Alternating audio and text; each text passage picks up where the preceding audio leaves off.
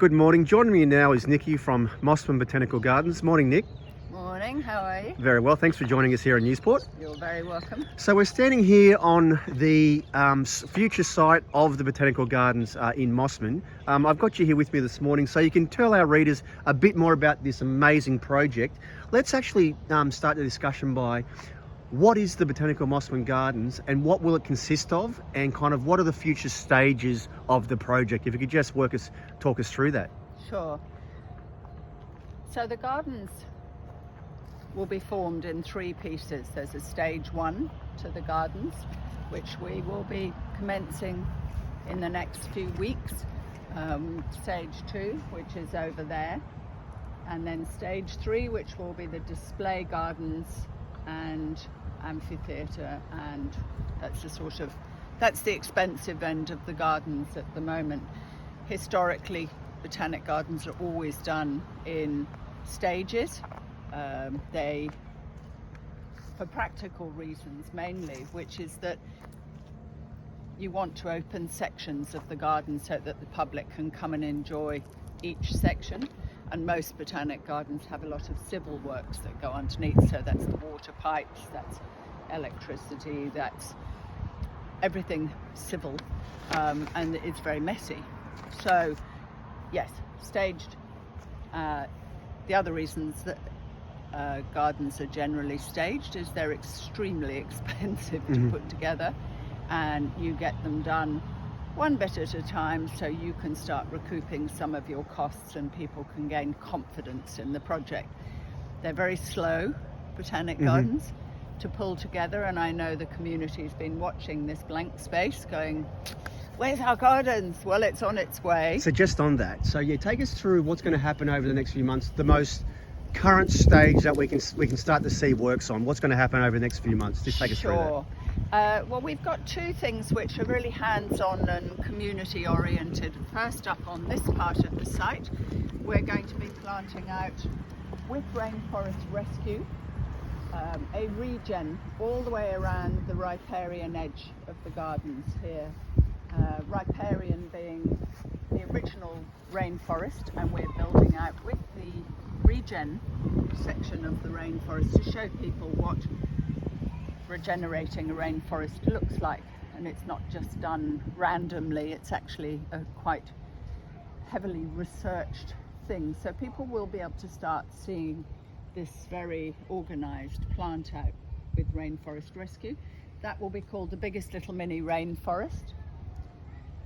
Over here we're going to be starting a community gardens with one of our local community gardens leaders, Monica Prinz.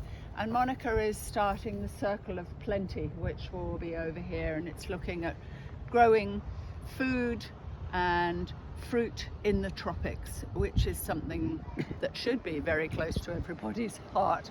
And so those two community projects are kicking off. We're going to... When can we expect these things to kick off? Actually, November. November this year? Yeah. So a few months' time? Yep. Okay. Yep. And so we'll keep everyone posted on those. I think with all things like this, it's best to wait till you've actually got something to talk about that's going in, rather than continually leading people up.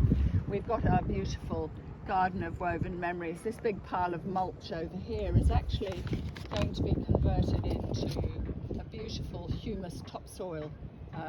That's with Green Foods Australia, and Green Foods Australia take local restaurant waste, green waste, and add it to the mulch and put in an admix to make a humy soil, and we're going to be doing a lot of that to bring up the quality of the soil and make the gardens the very best that they can be from the ground upwards. Sure. One of the questions we get is, so how is a project of this size and ambition funded and etc. going forward? Yes, so we originally had the land, Mossman Botanic Garden had the land purchased for them by the federal government, and a master plan was developed. We've also had money from federal government for stage one schematics, which is detailed drawings and actually working out what stage one is going to look like. from that on in, it's up to us to find grant funding, private funding, corporate funding, philanthropic funding, etc. We've also set up our own funding platform called 1 Square Meter, which if anyone goes onto the website, they can see, push sponsor a square and go in and have a look. You can sponsor a square of the garden for $25 a year. Every single dollar is going to the gardens to help start building it. And that's a very unusual thing for a company to set up in its own right. We're very proud of that. It's hard to find money at the moment. COVID absolutely smashed the world, not just us. And we're now finding our feet really well.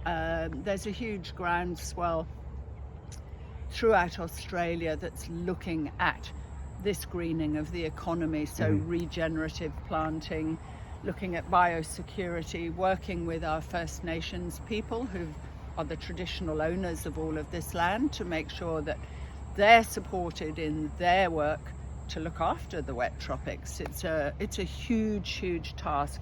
The gardens is perfectly situated. And just on that, just tell our readers, explain our readers, whereabouts in Mossman are we currently standing right now?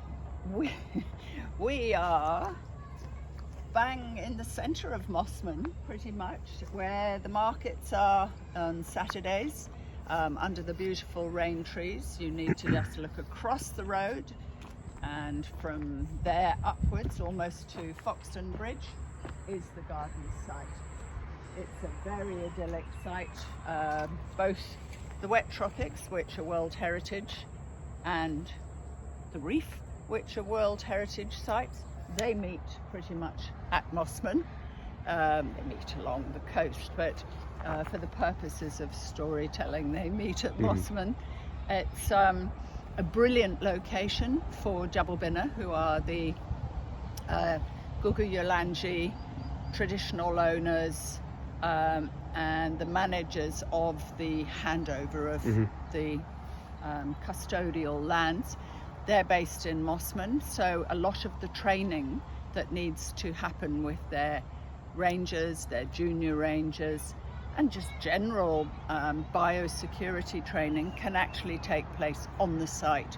And bummer, the rainforest people don't actually have to go to Cairns or to Townsville or anywhere else. We can keep locals local and train up in new businesses. It's very much a new economy.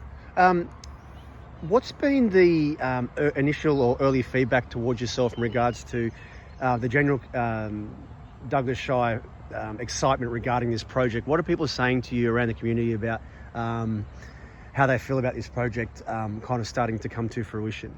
Everyone is excited. They're frustrated that it's taken so long, as am I. But everybody is excited. I don't think there are many people except absolute Grinches who don't like Botanic Gardens. And I feel for the general nature of this wonderful region, which is agriculture, which is horticulture, which is nature, which is ecotourism, that this is the perfect fit. And so yes, that general excitement is building, and people, I think, will be delighted to see that something is actually starting to happen. My role, which is an interesting one currently, is to find many millions, and it will take many millions, multiple millions, to get this built. But I'm certainly up for the task. My board are up for the task, and all of the support. Douglas Shire is supportive. Everyone is supportive of this. And you mentioned that overall this is a 12-year burn. This is a 12-year, like this will be a 12-year type of project. Oh, yes. I mean, Botanic Gardens historically don't get built very often, and when they do get built, they're very slow to commence, mainly because they're very grassroots, and then grassroots has to be translated into actual practical business and business outcomes, and the whole platform has to be put on a very serious footing. And once you start doing that, you do start to see action But the average botanic garden, from inception, people going, oh, let's start a botanic garden, wouldn't that be nice, to actually building something that people can walk through the door, is about 12 years. Great. Yeah. Well, we look forward to seeing progress over the next few Me months. too. And thanks for talking us through it and taking us through this exciting project, Nick. You're Thank you. really welcome. And we'll talk next time. Yes.